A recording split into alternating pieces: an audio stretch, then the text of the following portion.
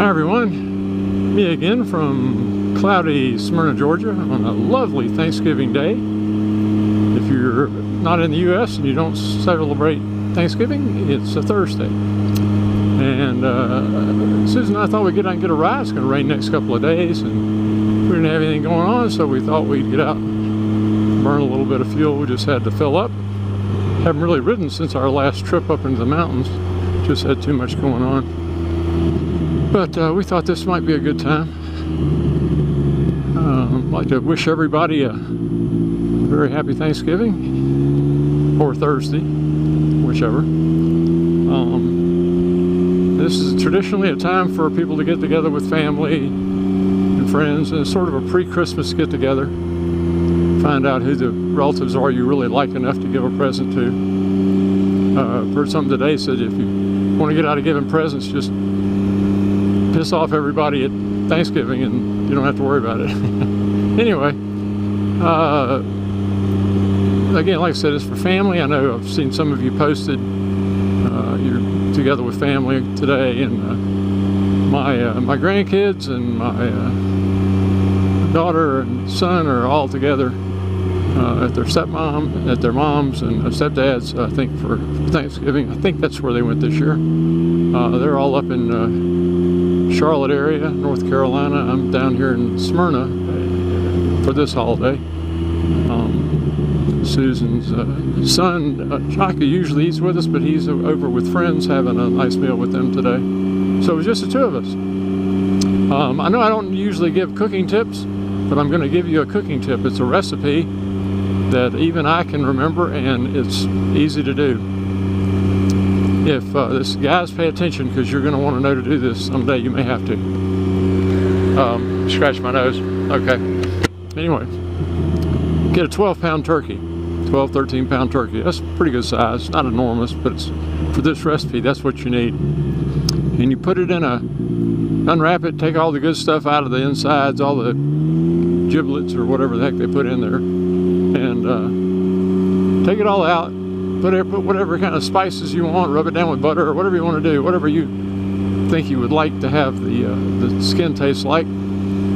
Some people use different methods, but salt and pepper is good.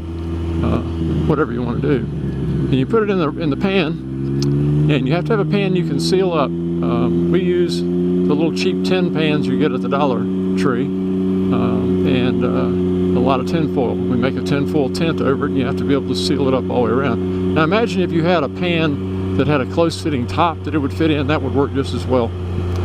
But you preheat the oven to 500 degrees. Yes, you heard me correctly. 500 degrees. And once that's good and hot, and the little light goes off, you take 2 cups of water and stick them in the microwave and heat them to boiling. 4 to 5 minutes, usually, most microwaves. You want a good rolling boil.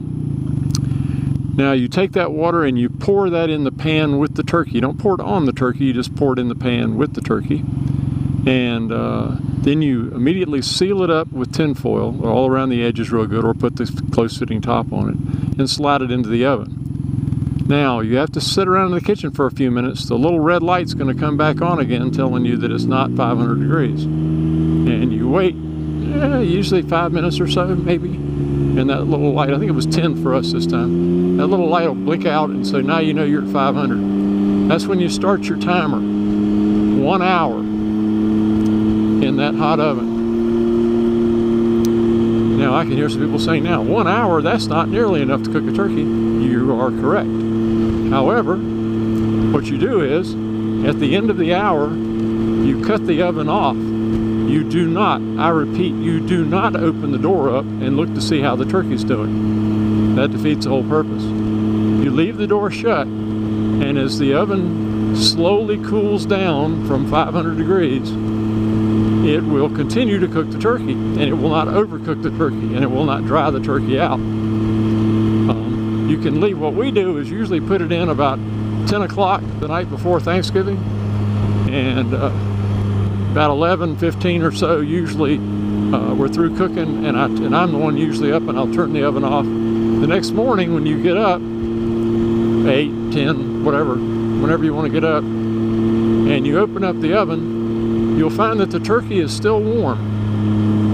And you slip that bad boy out, and it's fall off the bone ready. It's perfect. We have done this 8 or 9 times since we've been married, maybe more because we do them at Christmas as well. We have not screwed up one yet. Well, I take it back. We did screw up one. We had one that was slightly bigger. I think it was maybe a 15-pound, 16-pound turkey. And we decided we needed to add a few minutes to it. And we added 30 minutes to the 500-degree part, and it was a little dry. Not bad, just the breast. I mean, the rest of the turkey was fine. But if you stick with the 12, 13-pound turkey and you follow the recipe, like I just laid out, you will have a perfect turkey. So now you know how to make a perfect turkey. That's all I got to say about that. But I was thinking about traditions. I was thinking about what, like I said, family gets together. We don't usually get up. We don't usually have the big family get together at Thanksgiving, and really at Christmas either. We try to hit everybody down here that we can, and then all the relatives and grandkids and friends down here. And then we'll go up maybe the week after, or definitely around Christmas. We go up the week after Christmas generally, because my daughter's birthday is January 2nd. And so we can kind of put a birthday, Christmas, late Christmas together. And we somehow we manage to get everybody together. Usually that weekend close to, between Christmas and New Year's, usually one there, we can usually get everybody together. It works out. I was thinking about when I was a kid. When I was in high school, we always had what we call the turkey bowl. And that was a bunch of my friends. Maybe, I don't know how many of us, 10, 12, 15, depends on, everybody was invited that we knew. And we went over to this church that had a field, nice flat field out in the back, and we would play touch football. And of course, as it would happen with teenagers, it isn't always touch. Sometimes you get tackled, but mostly we played touch. And it was not flag, it was touch. So you could touch somebody really hard and knock them down if you wanted to. But it might happen to you the next time. We had so much fun. But might have mentioned this once before. That was the closest I got to, well, one of the times I got close to getting killed as a teenager was at the Turkey Bowl. We were playing, and this particular parking lot, or this particular field we had in, had a parking lot that ran along one edge of it. And they had used 4x4s to line it. And when I mean 4x4s, they had dug a little post hole and stuck a little 3-foot piece of it in there. And on the top, instead of leaving it flat, they had made it into a little pyramid, a little point on the top. And I remember one time going out for a pass, and I missed the, I don't think I caught it, but I do remember when I came down, one of those was between my right arm and the center of my chest, perfectly, right in between. If I'd been over,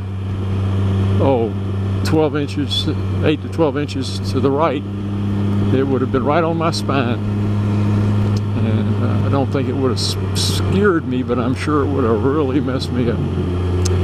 But I made sure not to run a pattern that close to those again. But I'm sure you have some good Turkey Day traditions.